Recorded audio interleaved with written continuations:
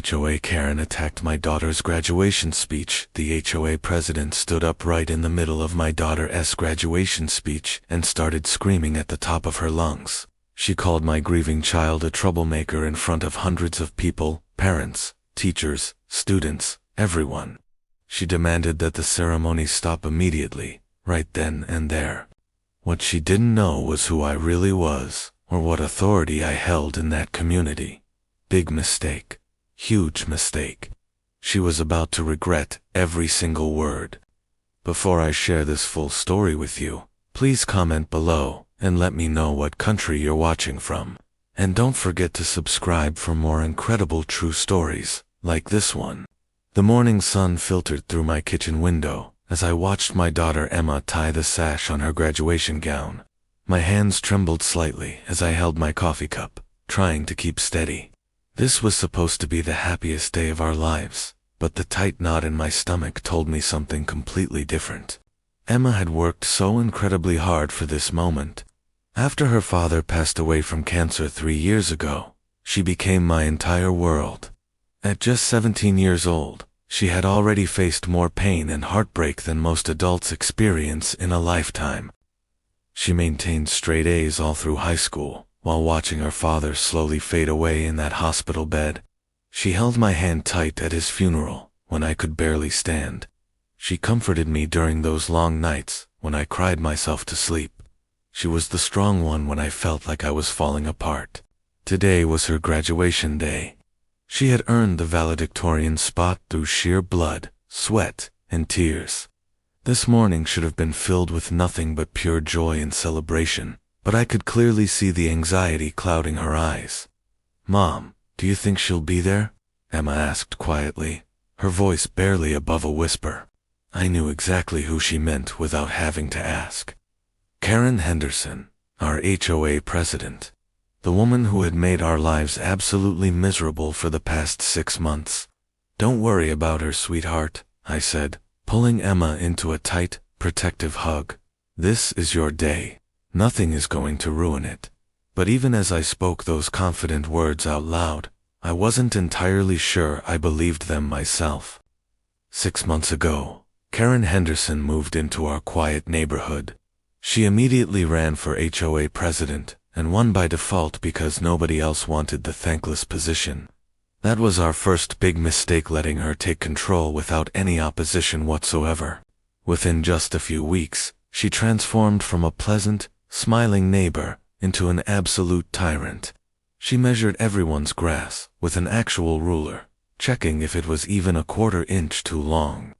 She complained endlessly about Christmas lights being 1/2 inch too low on someone's house. She sent formal violation notices if trash cans were visible from the street for more than 2 hours on collection day. But her real target, her main focus, was Emma. It started out small and petty. Karen complained that Emma's bicycle was parked in our driveway instead of being stored inside the garage. Then she said Emma's wind chimes hanging on our porch were too noisy and disturbing. Then she claimed Emma played her music too loud, even though Emma only ever listened with headphones on. The real breaking point came about 2 months ago. Emma had organized a small bake sale in our driveway to raise money for cancer research in her father's memory. 20 kids from her school came over to support her cause. They laughed together. They shared beautiful stories about Emma's dad, and together, they raised $800 for charity. Karen called the police on us. She claimed we were running an illegal business without the proper permits. She said all those children were trespassing on HOA property. She threatened to fine us $5,000 for violating HOA regulations about commercial activities in residential areas. I watched my daughter's face absolutely crumble as police officers questioned her about the innocent bake sale. I saw her shoulders shake uncontrollably as she tried her best to explain that it was all for charity.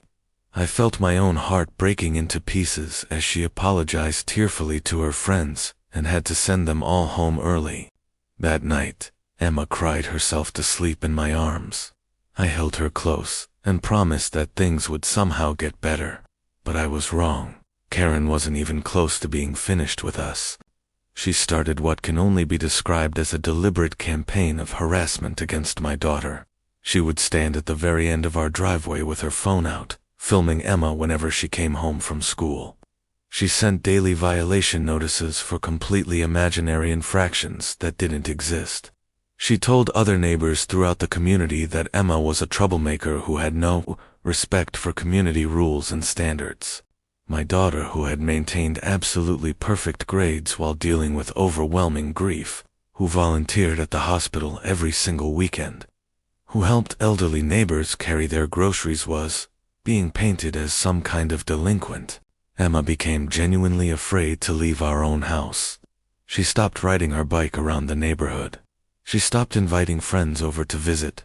She even asked me if we could move away, even though this was the home where her father's memory lived in every single corner, in every room.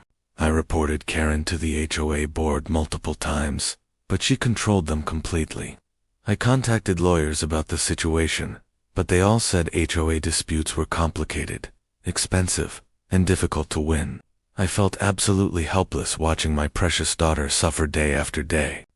What Karen didn't know, what she had no idea about, was that I had another role in this community. For the past 5 years, I have been serving as a trustee on the school board.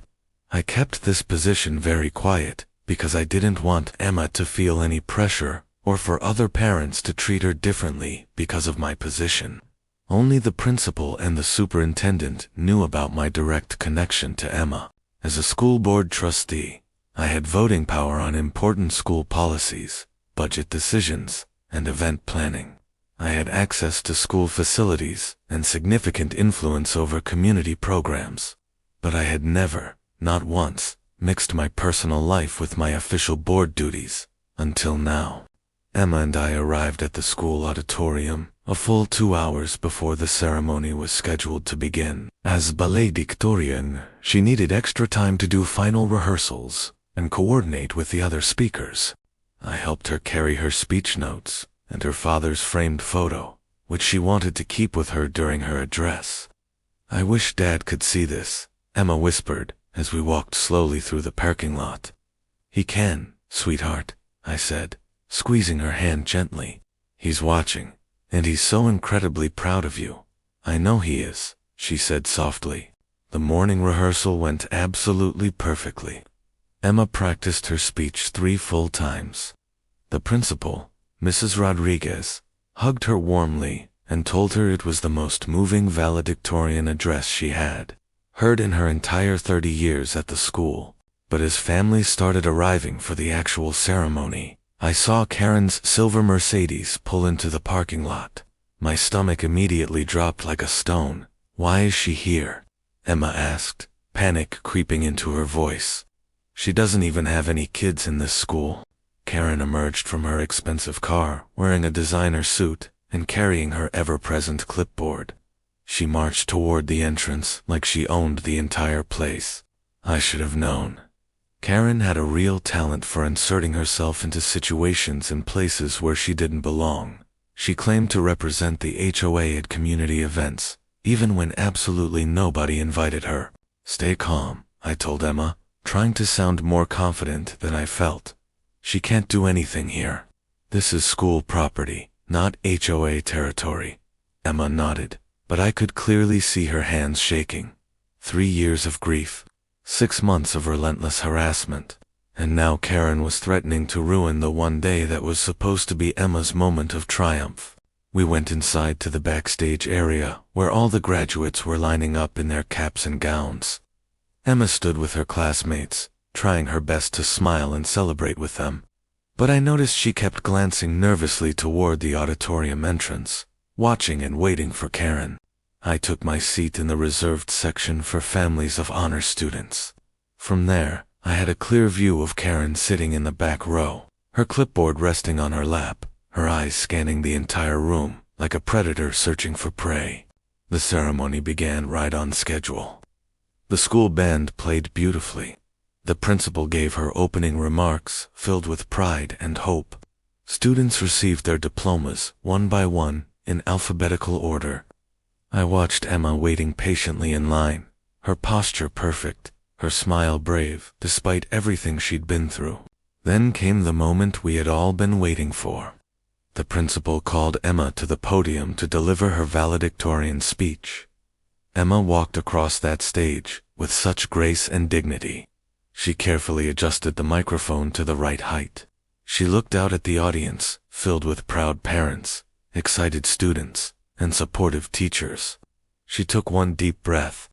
"Thank you all for being here today," Emma began, her voice steady and clear, echoing through the auditorium.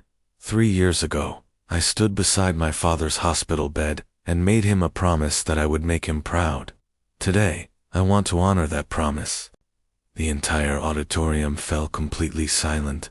You could hear the raw emotion in Emma's voice as she spoke beautifully about loss, resilience, and hope for the future. She talked about how her classmates had supported her through unimaginable grief. She thanked her teachers for their endless patience and understanding.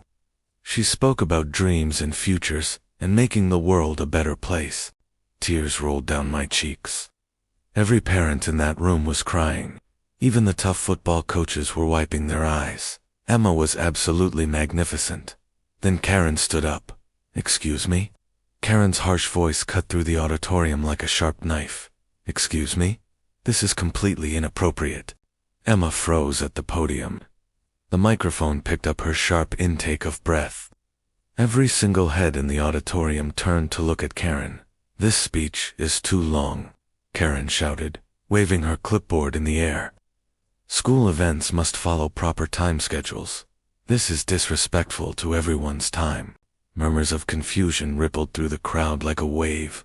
The principal stood up quickly from her seat on stage, her face showing complete shock. Security guards started moving toward Karen, but Karen wasn't even close to being finished. "Furthermore," she continued, her voice dripping with false authority, "this student has a documented history of violating community regulations. She should not be representing this school in any capacity whatsoever. I demand that she conclude her remarks immediately." The auditorium exploded with angry voices. Parents shouted at Karen to sit down. Students booed loudly. Teachers looked absolutely horrified. But all I could see was Emma. My daughter stood at that podium with tears streaming down her face. Her hands gripped the edges of the stand so tightly her knuckles turned completely white. Her mouth opened and closed, but no words came out. She looked directly at me with pure devastation in her eyes. This was supposed to be her moment. After everything she had been through, after all the pain and hard work and sacrifice, this was supposed to be the day she felt proud. The day she felt her father's presence. The day she knew that good things still existed in the world, and Karen was destroying it right before my eyes. Something deep inside me snapped. I stood up from my seat. I walked down the aisle with slow, measured steps. I could feel every single eye in the auditorium following me. Karen actually smirked when she saw me approaching, probably thinking I was coming to argue with her. She had absolutely no idea what was coming. I walked right past Karen without even acknowledging her existence. I climbed the stairs to the stage. I walked directly to the podium, where my daughter stood frozen in shock. I gently took the microphone from the stand. "My name is Jennifer Martinez," I said, my voice calm but carrying to every corner of the auditorium. "Some of you know me as Emma's mother, but what you may not know is that I also serve as a trustee on this school board." Karen's face went completely pale. I saw her sink back down into her seat. "I have served in this position for 5 years," I continued. "In that time, I have watched thousands of students walk across this stage. I have heard hundreds of speeches, but I have never been more proud than I am right now." Watching my daughter demonstrate grace under pressure, I turned to look at Emma. Her eyes were wide with surprise. "Emma has faced unimaginable challenges," I said. "She lost her father at 14 years old. She maintained perfect grades while dealing with grief. She volunteers at the hospital where her father died because she wants to help other families going through similar pain. She organized a charity bake sale that raised money for cancer research. She is kind, compassionate, and resilient. My voice grew stronger with each word. For the past 6 months, Emma has also been the target of systematic harassment by someone who should have known better. Someone who used her position of power to bully a grieving teenager. Someone who has made my daughter afraid in her own home. Karen tried to stand up, but other parents physically pushed her back down into her seat.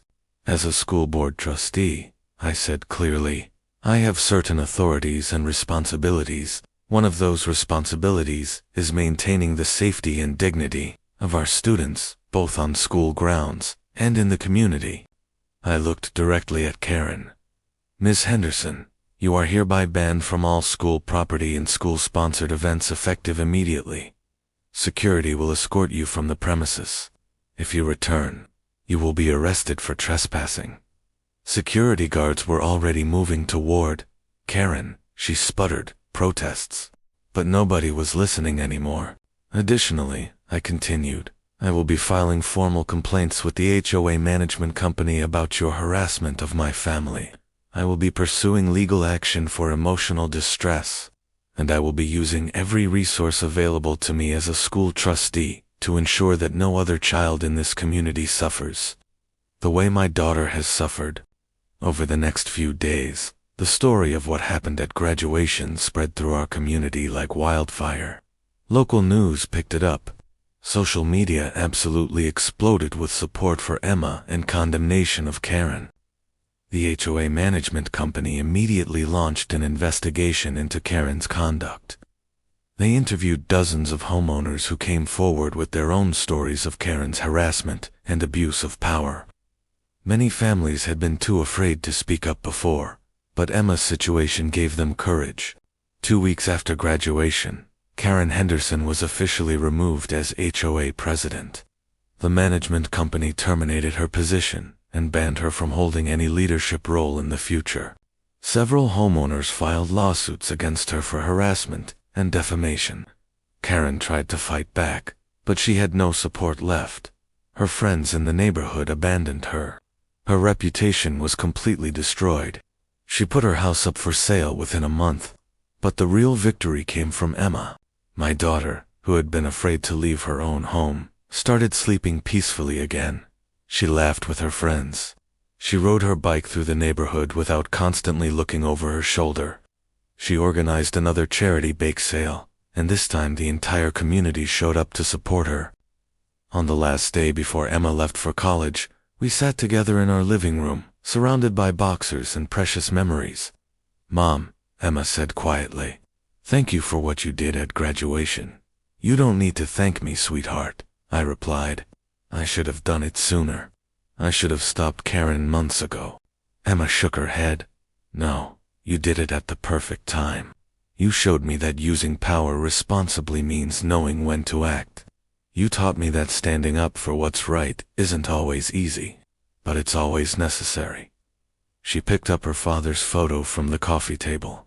Dad would be proud of both of us. He would be, I agreed, my voice thick with emotion. He loved watching you stand up for others. He always said you had the strongest heart of anyone he knew. Emma smiled through her tears. I learned it from both of you. Emma thrived at college. She joined organizations dedicated to supporting students dealing with grief and loss. She started a campus chapter of a charity supporting cancer research. She called me every week with stories of new friends, challenging classes, and exciting opportunities. Back in our neighborhood, the HOA elected new leadership. They completely revised the rules to prevent the kind of abuse Karen had inflicted. They created an appeals process for violations. They established clear guidelines about harassment. Our community became genuinely stronger because of what happened. People looked out for each other more. They stood up when they saw injustice. They remembered that rules should serve people, not control them. I continued my work as a school trustee with renewed purpose. I advocated for policies protecting students from bullying, both in school and in the community. I pushed for mental health resources for grieving families. I made absolutely sure that no other child would suffer in silence the way Emma had.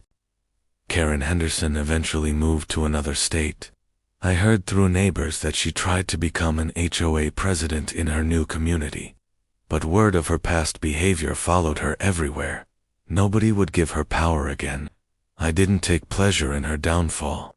I took satisfaction in knowing that bullies face consequences, that speaking up matters, and that protecting our children is worth any cost. On the anniversary of Emma's graduation, I received a letter in the mail. It was from Emma, though I talked to her regularly, so a written letter was unusual and special.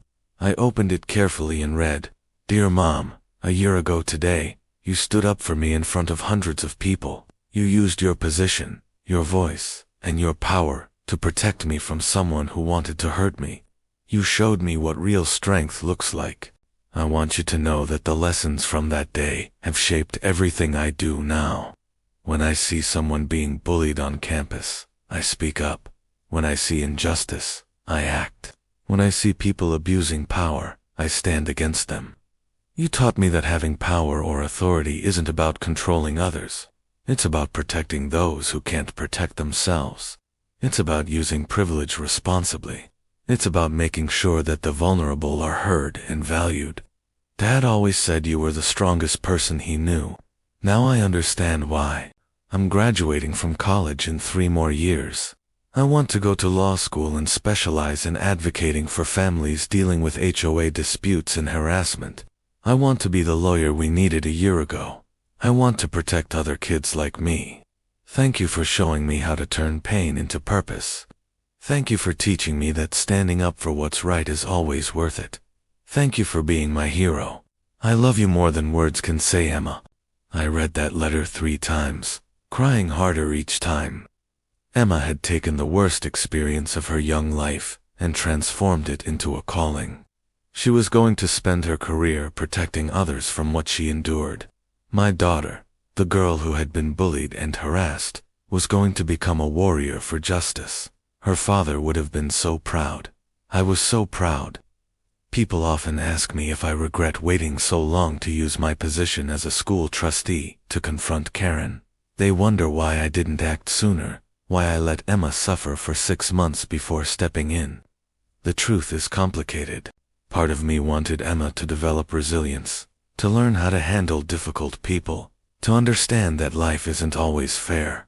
I thought I was teaching her to be strong, but I learned something important that day at graduation. There's a difference between teaching resilience and allowing abuse. There's a difference between letting children face challenges and letting them be tormented. Yes, children need to learn how to handle difficulties. Yes, they need to develop thick skin and problem-solving skills. But they also need to know that when situations become unbearable, when bullies cross lines, when harassment becomes dangerous to their mental health, the adults in their lives will step in and protect them. Emma didn't need to endure 6 months of Karen's harassment to build character. She had already shown more character than most adults ever will by maintaining her grades, her kindness, and her compassion while dealing with her father's death. What Emma needed was for me to show her that authority should be used to protect the vulnerable, that power is a responsibility, not just a privilege. Sometimes, the most important thing we can do is stand up and say, "Enough." The story of Emma's graduation spread far beyond our small community. I received emails from parents across the country sharing their own experiences with HOA bullies, school harassment, and feeling powerless to protect their children. Many of those parents told me that Emma's story gave them the courage to act. They filed complaints against abusive HOA board members. They stood up to school bullies. They used their voices and their power to protect their families. One mother from Texas wrote, "My daughter was being harassed by our HOA president for hosting a Girl Scout meeting in our garage. After reading about what you did, I filed a formal complaint and organized other parents. The president was removed. Thank you for showing us that we don't have to accept abuse." A father from Ohio wrote, "My son is on the autism spectrum. Our HOA tried to fine us because his behavior in our backyard was supposedly disruptive. I was ready to just pay the fines and move. But your story made me realize that standing up to bullies is how we protect our kids. I fought back. We won. These letters kept coming, dozens of them, then hundreds. Each one represented a family that found the courage to protect their children. Each one represented a bully who faced consequences. Emma's moment of pain had created ripples of positive change across the country. 4 years later, I sat in another auditorium for another graduation. This time, Emma was graduating from college with honors in political science. She had already been accepted to 3 law schools with full scholarships. This ceremony was different from her high school graduation. There was no drama, no confrontation, no Karen Henderson disrupting the peace. It was joyful and celebratory, exactly what a graduation should be. But when Emma walked across the stage to receive her diploma, the dean made a special announcement. Emma Martinez has been selected to receive the Chancellor's Award for Student Advocacy, the dean said. During her time at our university, Emma has been a tireless advocate for students dealing with grief and loss. She founded our campus support group for bereaved students. She organized fundraisers that raised over $50,000 for cancer research.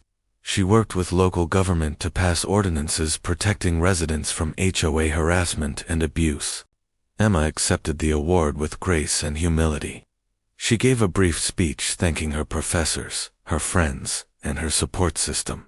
Then she looked directly at me in the audience. Most importantly, Emma said, "I want to thank my mother who taught me that power is meaningless unless we use it to protect those who need protection. Who showed me that standing up to bullies is always the right choice, even when it's difficult. Who demonstrated that love is the strongest force in the universe." I cried, not tears of pain this time, but tears of overwhelming pride. My daughter had taken her trauma and transformed it into a mission. She had turned her pain into purpose. She had become exactly the kind of person the world needs more of. 2 months after Emma's college graduation, I received an unexpected email. It was from Karen Henderson. I almost deleted it without reading, but curiosity got the better of me. I opened the message. "Jennifer, I'm sure you're surprised to hear from me. I don't blame you if you delete this without reading. I want you to know that I've spent the past 4 years in therapy working on my behavior.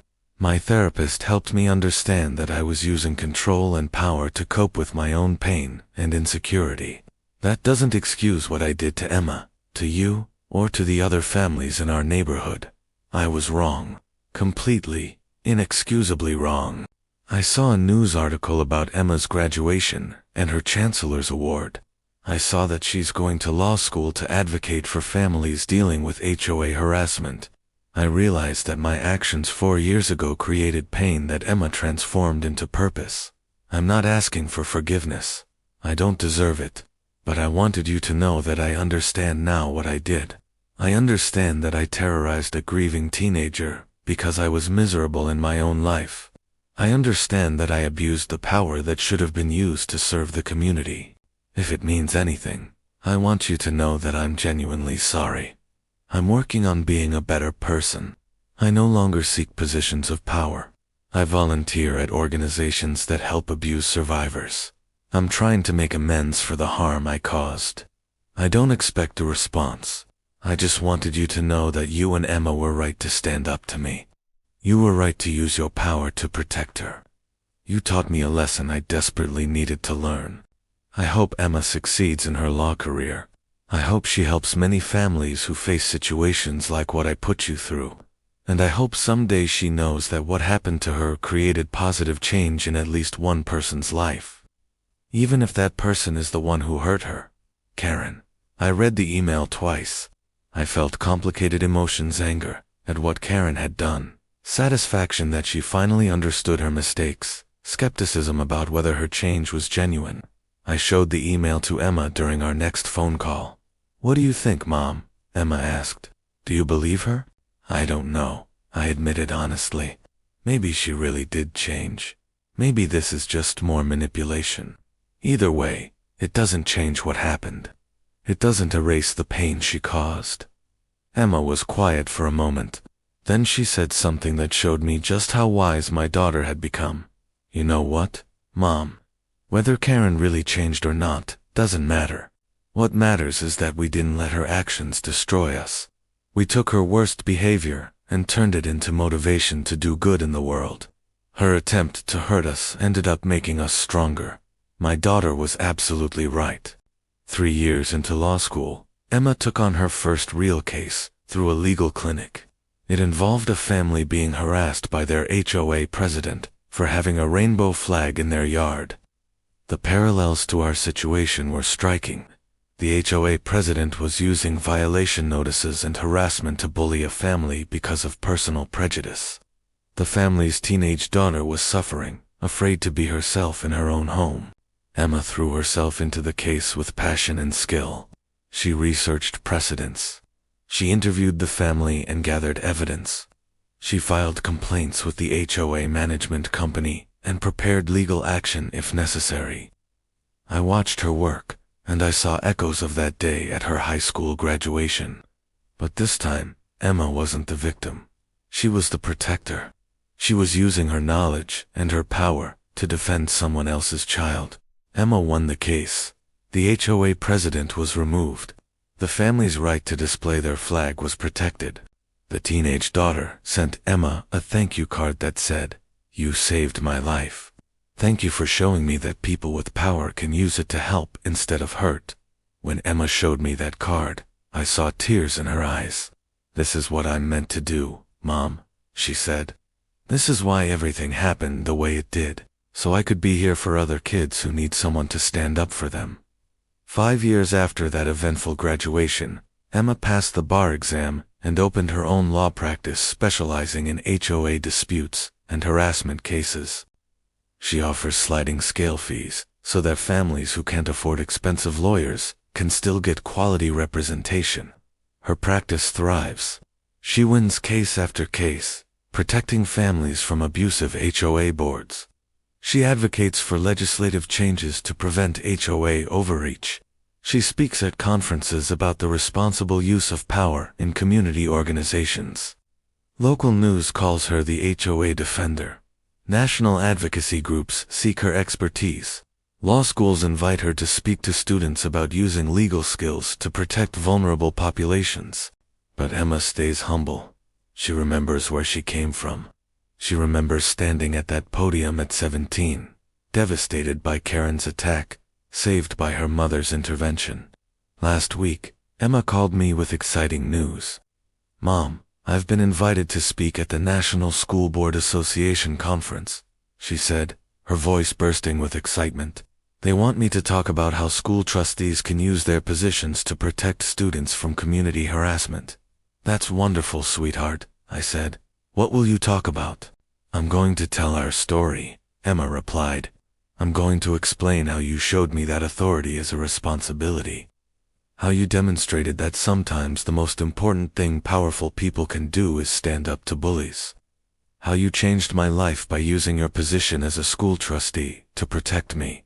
My eyes filled with tears. "Emma, you don't have to share our painful story if it's difficult for you, Mom," Emma said gently. "It stopped being just our painful story years ago. It became a story about justice and standing up for what's right. It became a story that helps other people. That's worth sharing." She was right, as usual. Today, Emma's law practice helps dozens of families every year. She's instrumental in passing legislation protecting homeowners from HOA abuse. She trains school board members on protecting students from community harassment. I continue serving as a school trustee, using my position to advocate for vulnerable students. Emma and I sometimes collaborate on cases where school and community issues overlap. Our neighborhood HOA is now a model of responsible community management. They named their code of conduct the Emma Martinez Standard in honor of my daughter's courage and grace under pressure. Karen Henderson's name is remembered in our community too, but as a cautionary tale. When new HOA board members take office, they're told the story of what happens when power is abused. They learn from Karen's mistakes, but the real legacy is in the hundreds of families who have been helped because Emma transformed her pain into purpose. Every child who sleeps safely because an abusive HOA president was removed. Every teenager who stands proud because someone advocated for their rights. Every family that keeps their home because Emma fought for them. That's the ripple effect of standing up to bullies. That's the power of using authority responsibly. That's what happens when we protect the vulnerable, instead of preying on them. If I could go back to that day 6 years ago, when Karen Henderson first started harassing Emma, would I do anything differently? I may act sooner. Maybe I would use my position as school trustee to protect Emma from months of harassment, instead of waiting until graduation day. But I've learned that sometimes the lessons we need to learn only come through difficulty. Sometimes the person we're meant to become only emerges through struggle. Emma needed to experience injustice to understand why fighting injustice matters. She needed to feel powerless to understand why protecting the powerless is so important. She needed to be a victim to become a defender. And I needed to watch my daughter suffer to understand that sometimes being a good parent means stepping in, using every resource available, and saying no more. Karen Henderson taught us both important lessons, even if she never intended to. She showed us what abuse of power looks like. She demonstrated why we need people willing to stand up to bullies. She gave Emma a mission that shapes everything my daughter does. Sometimes the people who hurt us the most end up giving us our greatest purpose. This morning I received a letter from Emma. She's now 23, successful, happy, and making a real difference in the world. Dear Mom, the letter began, I'm writing this from my office. On my wall, I have 3 photos. Dad is at the hospital. You're standing up at my graduation, and the teenager whose family I helped last week. These photos remind me every day why I do what I do. Dad taught me compassion. You taught me courage. That teenager reminds me why compassion and courage matter. People ask me all the time if I'm angry about what Karen did to us. They want me to carry hatred and resentment. But I don't. What Karen did was wrong. She should have been stopped sooner. She caused real harm to real people. But her actions also set me on a path to helping others. Her harassment gave me purpose. Her cruelty taught me the importance of kindness. I'm not grateful for the pain she caused, but I'm grateful for what I did with that pain. Thank you, Mom, for showing me how to stand up. Thank you for teaching me that power is a responsibility. Thank you for demonstrating that protecting the vulnerable is always worth it. I hope when I'm a mother someday, I'll have even half the courage you showed that day. I love you always, Emma. I folded the letter carefully and placed it in the box where I keep my most precious memories. Next to Emma's valedictorian speech. Next to the newspaper clipping about Karen's removal as HOA president. Next to the photo of Emma receiving her Chancellor's Award. These aren't just memories of painful times. They're reminders of how we survived those times, how we took hurt and transformed it into healing, how we used our power to protect instead of harm.